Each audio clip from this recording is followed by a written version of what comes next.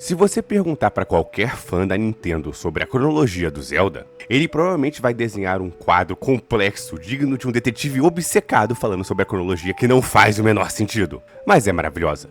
Mas, se você perguntar sobre Zelda 2, Adventure of Link, a reação costuma ser sempre a mesma. Ah, aquele jogo side-scrolling de Zelda, difícil pra caramba.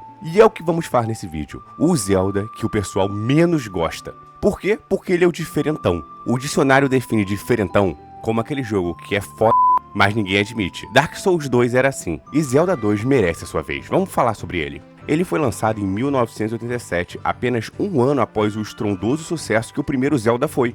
Ele chegou chutando a porta, trocando tudo que os jogadores amavam. Saiu de uma visão de cima e uma exploração livre e entrou em um combate lateral de plataforma quando entrava em contato com o inimigo. Até hoje teve muitos Zeldas top-down e muitos Zeldas 3D, mas Zelda side-scrolling de combate, este é o único. E apesar do meme, ele tem uma dificuldade que faria um fã de Dark Souls se sentir bem, como eu. Mas por que a Nintendo decidiu consertar um sistema de jogo que não estava quebrado? Por que mudar tanto? O ano de 1987 foi o ano que a Nintendo decidiu inventar moda. Tanto que é neste ano que a Nintendo lança Metroid. E as duas equipes, a de Zelda e a de Metroid, estavam em bastante sinergia nessa época. Por isso, Zelda 2 tem essa ideia side-scrolling de combate, tal qual o primeiro Metroid teve. A expectativa da continuação era tão alta que a Nintendo poderia ter entregue apenas mais do mesmo. A ideia top-down, mas vocês conhecem a Nintendo. Não basta deixar os fãs felizes. É uma empresa meio doida. Até hoje a Nintendo tem esse problema entre a equipe criativa, a equipe de marketing e a equipe corporativa. É como se fosse três empresas completamente diferentes. E naquela época também era assim. Como sempre, o Shigeru Miyamoto, o cara que é sempre doidão, experimentativo, decidiu junto com a sua equipe fazer uma experiência selvagem. A ideia era mostrar que o Nintendo era cada vez mais forte. No primeiro jogo, o Link era pequenininho no mapa. Neste, ele fica grande, literalmente um sprite como o Metroid, lutando em uma plataforma lateral. Esse Zelda é um dos primeiros Action RPG. Zelda sempre foi um Action RPG. Mas o que lá na frente iria se perpetuar com os Metroidvanias, tipo Symphony of the Night, você já conseguia ver um pouco aqui, no Zelda 2.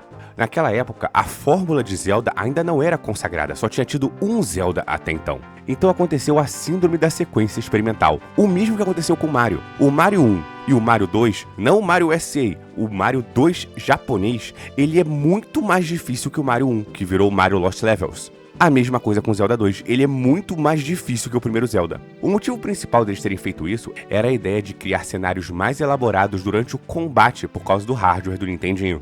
Mas é a história do segundo Zelda. É a mesma de sempre, mas um pouco mais sombria. A história se passa logo após o primeiro Zelda, 6 anos após a derrota de Ganon, e resgatar a princesa nos eventos de The Legend of Zelda original. O Link fica perturbado com o aparecimento de uma marca no dorso da sua mão esquerda.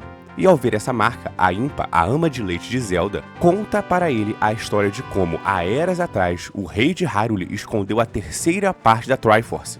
Sim, porque no Zelda 1 tem apenas a Triforce da Sabedoria e a Triforce do Poder. A Triforce da Coragem, ela é apresentada neste Zelda. A Triforce foi escondida em algum lugar do palácio para protegê-la de todo o mal.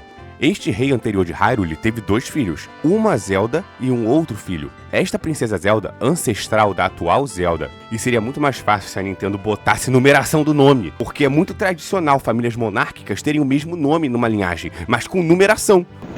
Zelda merda, Zelda Melo. Um dia eu ainda vou fazer um vídeo assim. Este filho do rei ficou revoltado, pois o rei passou o local para a Zelda, não para ele. Ele pediu para um mago forçar a sua irmã a dizer a verdade. Depois de que ela se recusou, o mago lançou um feitiço poderoso sobre ela, colocando-a em um sono profundo. Só que graças ao poder da linhagem, o mago morreu logo depois. Só unindo a Triforce da Coragem, junto com a Triforce da Sabedoria e a Triforce do Poder, poderia acordar esta outra princesa Zelda, que é uma ancestral da princesa Zelda do primeiro jogo. E sim, a Nintendo é meio enrolada com histórias. Essa Zelda teria que ter tido uma filha antes de ficar em sono profundo, então ela deveria ser uma mulher adulta.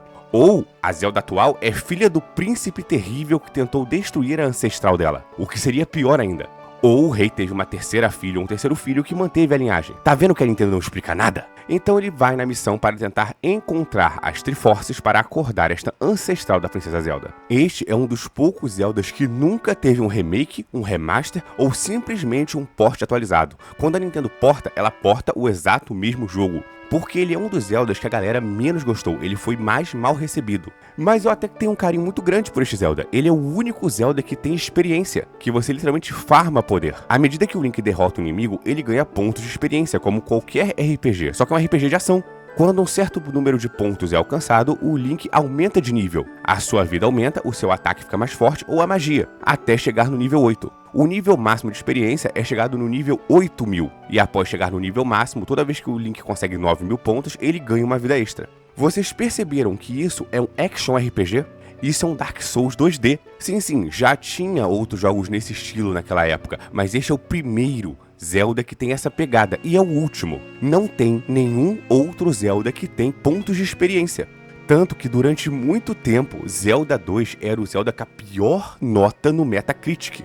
Uma nota 78, e para um Zelda 78 é muito baixo. Ele só foi superado pelo que eu também acho péssimo, que é o The Legend of Zelda Heroes of the Force, que é aquele de Nintendo 3DS, que são 3 Links, um vermelho, um verde e um azul, que eu joguei, mas realmente não é muito bom. Só que o Zelda 2 é um pouco cruel, porque ele é um jogo bom. Ele só não é um bom Zelda. A fórmula do Zelda tem 2 modos clássicos. Ou o Zelda 3D, inaugurado por Ocarina of Time, que todo Zelda 3D é igual ao Ocarina of Time, mudando uma coisa em outra. Ou o Zelda top-down, que vem desde o primeiro Zelda, e todos os Zeldas principais em 2D são top-down, principalmente no combate, com exceção de Zelda 2, que ele é um top-down em via de regra no mapa, mas quando você encosta no inimigo, o combate começa.